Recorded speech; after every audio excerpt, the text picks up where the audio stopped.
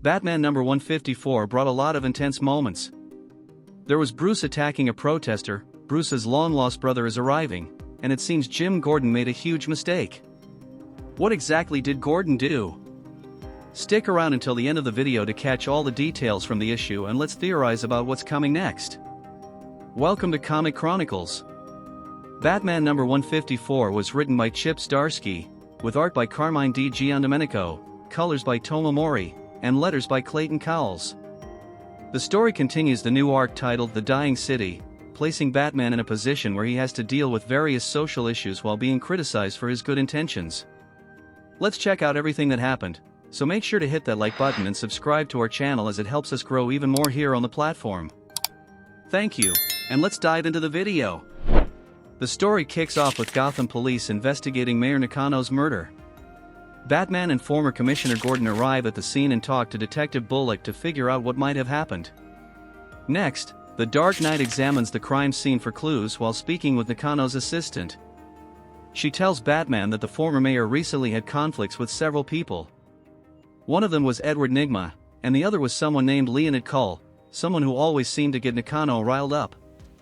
Batman then states that he'll return to the scene the next day and leaves. After that, Batman watches the interrogation of Nakano's wife at the GCPD via video and sends it to Gordon so he can watch too. The former mayor's wife refuses to provide any information without a lawyer, which leaves Batman and Gordon looking a bit suspicious. Outside the GCPD, Commissioner Vandal Savage shows up and starts mocking Gordon, saying if he's looking for a job, he could put him in parking enforcement. Jim Gordon dismisses Savage and asks Batman what he plans to do. The Bat replies he's going after a new suspect, Leonid Kull, and asks Gordon to get some more info from Bullock. In a closed restaurant, Edward Nygma and Leonid Kull are having dinner with the new acting mayor. They discuss Gotham's future without Nakano and how this gives Nygma more opportunities to rise in the city, but they are interrupted by Batman, who is there to gather information about what happened the night before Nakano's murder. Batman claims that Riddler has an alibi, but because he was meeting with Leonid Kull at that moment, Leonid moves to the top of the suspect list. Leonid Kull's private security shows up to arrest Batman, but of course, they're all swiftly taken down by the Caped Crusader.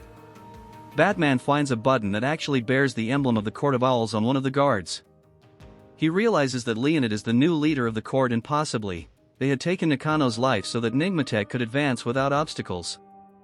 But Leonid claims that Nakano died from a gunshot, insisting the court operates quietly.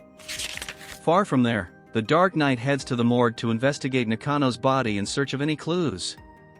The next day, Bruce is at Wayne Enterprises talking to his new CEO about the issues the company is facing amidst the current criticisms about social policies and conspiracy theories, which claim that Bruce Wayne is a communist who ordered the mayor's death. Additionally, reports about a supposed long-lost brother of Bruce are surfacing. This person is named William Pureford, a nurse, the son of a nurse who worked at the same hospital where Thomas Wayne practiced.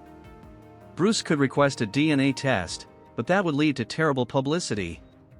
The suggestion was to have Bruce donate half of his shares to this person and then buy them back as if nothing happened, but Bruce thinks that's really odd, as why would he need to donate the shares instead of just paying the guy?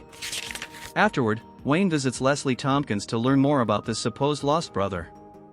Leslie tells Bruce that Thomas had a relationship with a nurse named Tara during a time when Thomas and Martha were not happy and were apart. Thomas was trying to prove himself with his residency. Leslie also expresses her certainty that when Thomas and Martha got back together in the past, Thomas revealed what had happened to his wife, stating he would never abandon a child. Therefore, she believes that there is no other child who could also be Thomas Wayne's. Bruce and Leslie are soon interrupted when protesters begin to invade and attack Leslie's clinic. They're there to protest against Wayne Enterprises, claiming the company is ruining Gotham with its housing and job plans, which are attracting immigrants and leaving Gothamites without jobs. One protester claims Bruce has tarnished the wealth his family worked so hard to build. Bruce remains calm, but when he sees one of the rioters attacking a child, he explodes and fights back. Another person sneaks up behind Bruce wielding a gun, but Commander Starr quickly shows up to prevent Bruce from being harmed. Commander Starr appears to support the protesters. He mentions, it's unfortunate when bad actors infiltrate well-meaning protesters to make them look bad. He concludes by saying no one wants violence, they just want their voices heard so the truth can come to light, and any good man should not fear the truth, clearly referring to Bruce. That night, Batman returns to the mayor's murder scene and meets up with Gordon. The former commissioner states that he trusts Bullock, but he doesn't trust Commissioner Savage's men to do a decent job. Batman warns that there are owls within the police force and confirms he examined Nakano's body. The Caped Crusader notes that the shots were fired with precision, suggesting they were fired by someone skilled. Bullock calls Batman and reveals he gained access to Nakano's widow's phone. The detective mentions there were numerous messages, indicating she was having an affair, but before Bullock can share more, Gordon appears behind the Dark Knight, pointing a gun at him. Gordon is visibly shaken, crying and claiming he was only defending himself. Batman becomes furious at his friend pointing a gun at him, and he punches Jim Gordon, knocking him to the floor as he himself sits trying to process everything. The issue ends on this cliffhanger. So, folks, we're faced with an issue that ended with a massive twist, plus a lot of intense events going on. Let's start by analyzing the detail involving Bruce's supposed lost brother.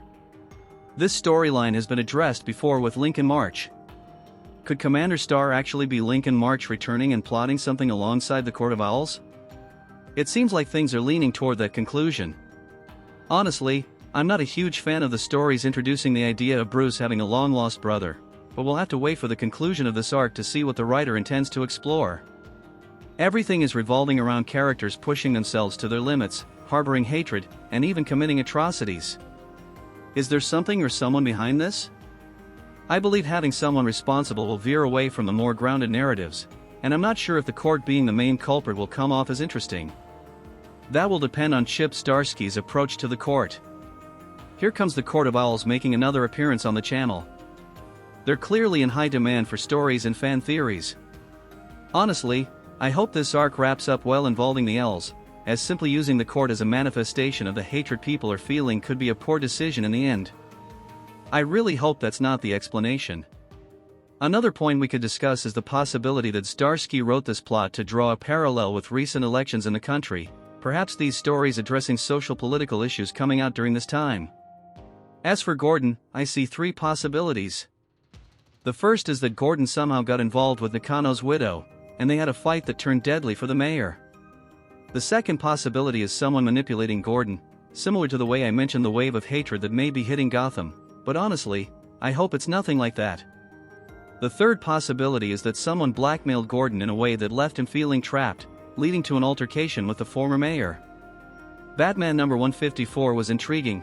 I'm enjoying what's being done with this new arc, and I hope things stay grounded as Batman focuses on Gotham's social issues, dealing more with urban problems instead of convoluted sci-fi plots. Besides the writing, the art is engaging. Even though Jorge Jimenez isn't illustrating this issue, the art maintains a narrative continuity, and having largely the same color palette helped keep that idea intact. To keep up with all the secrets and details surrounding each monthly Batman issue, click on our playlist popping up on your screen and catch up with the latest installments. While our review includes spoilers, it's important for you to read the issue in full to draw your own conclusions and follow the current events involving this major character. To learn more about Batman and his entire comic book mythology, use our commission link in the description of this video to grab the Kindle edition of Batman number 154. Now I want to know your opinion. Did you like Batman number 154? What's your theory involving Gordon? Write it in the comments, give the video a thumbs up, subscribe to the channel, and activate notifications so you don't miss anything about DC. Additionally, I'll recommend the videos appearing on your screen. The first is an analysis we did of the 3 Absolute DC editions released recently, where we picked the best one at the moment. The second video is our complete review of Absolute Batman number 2. Check out these videos, they're really cool and packed with insights about the new DC universe. Thank you, and see you in the next video.